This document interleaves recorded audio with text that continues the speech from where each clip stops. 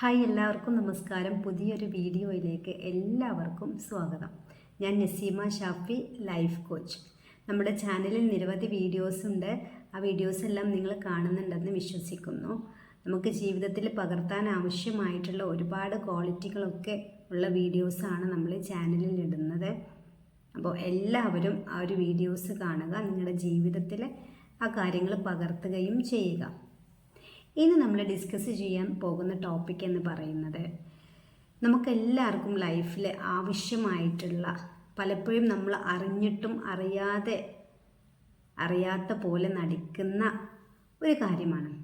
അതായത് മനസ്സിൽ ദേഷ്യം സൂക്ഷിച്ച് പുറമേ സ്നേഹം അഭിനയിക്കുന്ന ഒരുപാട് വ്യക്തികളെ നമുക്ക് ലൈഫിൽ കാണാൻ വേണ്ടിയിട്ട് പറ്റും. നമ്മുടെ കൂടെ വർക്ക് ചെയ്യുന്നവർ, നമ്മുടെ ഫ്രണ്ട് സർക്കിളിലുള്ളവർ, നമ്മുടെ ഫാമിലീസിൽ ഉള്ളവർ, ഇങ്ങനെ എവിടെ നോക്കിയാലും ഈ ടൈപ്പ് ഓഫ് ആളുകൾ നമുക്ക് കാണാൻ വേണ്ടിയിട്ട് പറ്റും. ഒരുപാടൊന്നും ഇല്ലെങ്കിലും കുറച്ചധികം തന്നെ നമുക്ക് കാണാൻ വേണ്ടി സാധിക്കും. ഈ ടൈപ്പ് ഓഫ് ആളുകളെ ഈ ചെയ്യുന്നത്, അതായത് മനസ്സിൽ ദേഷ്യം സൂക്ഷിച്ച് പുറമെ സ്നേഹം അഭിനയിക്കുന്ന ഒരു രീതി, ഈ ഒരു പെരുമാറ്റം എന്ന് പറയുന്നത് ശരിയായിട്ടുള്ള ഒരു പെരുമാറ്റമാണോ? നിങ്ങളുടെ അഭിപ്രായം എന്താണ്? താഴെ ഒന്ന് കമൻറ്റ് ചെയ്യൂ കേട്ടോ. നമുക്ക് എല്ലാവരോടും സ്നേഹം വേണം, എല്ലാവരെയും നമ്മൾ അൺകണ്ടീഷണലായി ലവ് ചെയ്യണം എന്നെല്ലാം നമ്മൾ കഴിഞ്ഞ വീഡിയോസിലെല്ലാം നമ്മൾ ചർച്ച ചെയ്തിട്ടുണ്ട്. അപ്പോൾ ഇവർ ഈ ചെയ്യുന്ന ഈ ഒരു ബേസിൽ നോക്കുമ്പോൾ, അൺകണ്ടീഷണൽ ലവ് എന്നതിൻ്റെ ബേസിൽ നോക്കുമ്പോൾ, ഇവർ ഈ ചെയ്യുന്ന സ്വഭാവം പുറമേ സ്നേഹം അഭിനയിക്കുകയും അതോടൊപ്പം തന്നെ മനസ്സിൻ്റെ ഉള്ളിൽ വെറുപ്പും ദേഷ്യവും പകയും വെച്ച് പെരുമാറുകയും ചെയ്യുന്ന ആളുകളുടെ പെരുമാറ്റം ശരിയായിട്ടുള്ളൊരു കാര്യമാണോ? അങ്ങനെയാണോ നമ്മൾ മറ്റുള്ളവരോട് പെരുമാറേണ്ടത്? ഒന്ന് ഓർത്ത് നോക്കിയാൽ നമുക്ക് മനസ്സിലാവും, അല്ലെങ്കിൽ ഒന്ന് ചിന്തിച്ച് നോക്കിയാൽ നമുക്ക് മനസ്സിലാവും. ശരിക്കും ഇവർ ഈ ചെയ്യുന്ന കാര്യം എന്ന് പറയുന്നത് വളരെയധികം തെറ്റായിട്ടുള്ള കാര്യം തന്നെയാണ്. കാരണം ഇവർ മനസ്സിൻ്റെ ഉള്ളിലാണ് വെറുപ്പും ദേഷ്യവും പകയും എല്ലാം സൂക്ഷിച്ചു വെച്ചിട്ടുള്ളത്. പുറമേക്ക് വരുന്നത്, അതായത് നമ്മൾ കാണുന്നത് മാത്രമേ ചിരി, സന്തോഷം, സ്നേഹം എന്നിവയുള്ളൂ.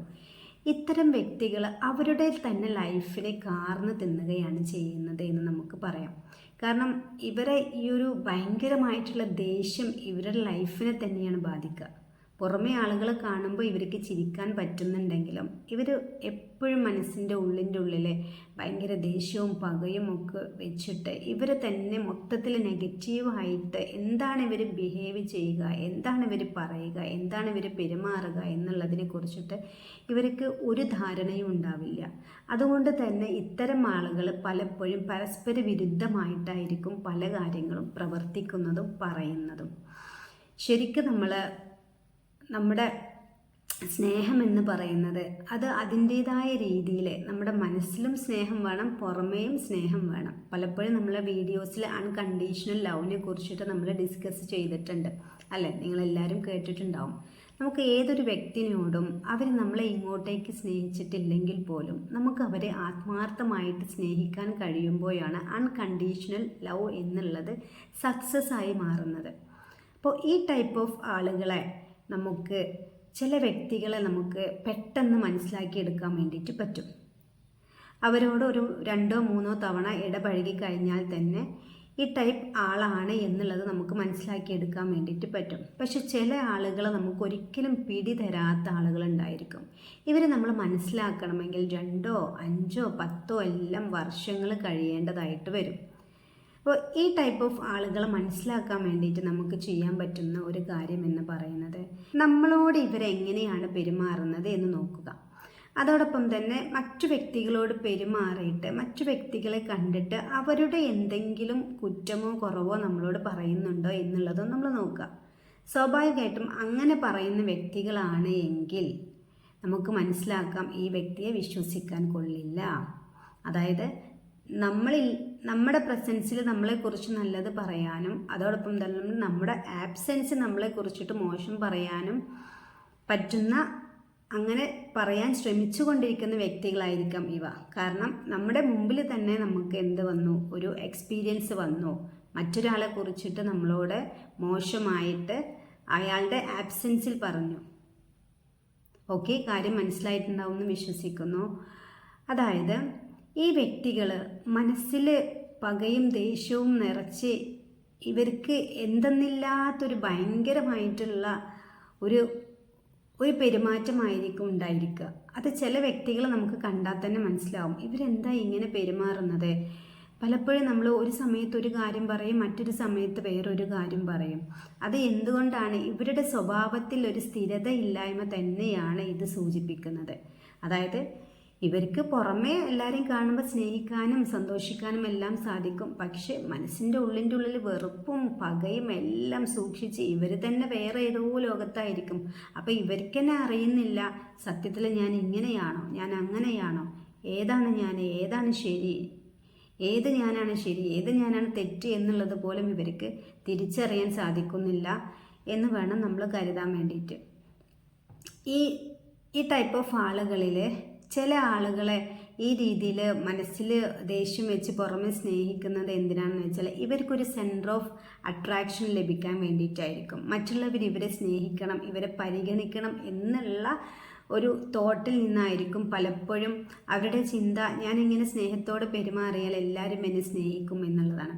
പക്ഷേ ഈ രീതിയിലുള്ള ആളുകളാണെങ്കിൽ നിങ്ങൾ ദയവായിട്ടൊരു കാര്യം മനസ്സിലാക്കുക, എല്ലാ കാലത്തും സത്യത്തെ മൂടി വെക്കാൻ നമുക്കൊരിക്കലും പറ്റില്ല. എന്നെങ്കിലും ഈ കളവുകളെല്ലാം മറനീക്കി പുറത്തു വരുന്ന ഒരു നിമിഷം ഉണ്ടായിരിക്കും.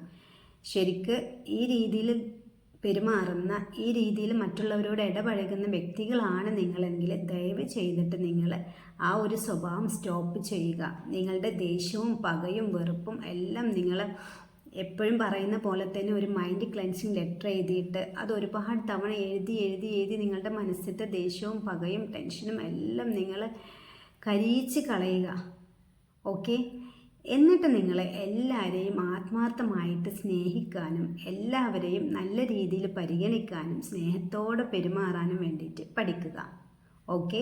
ഈ ഒരു ടിപ്പ് നിങ്ങൾ നിങ്ങളുടെ ജീവിതത്തിൽ പകർത്തുക.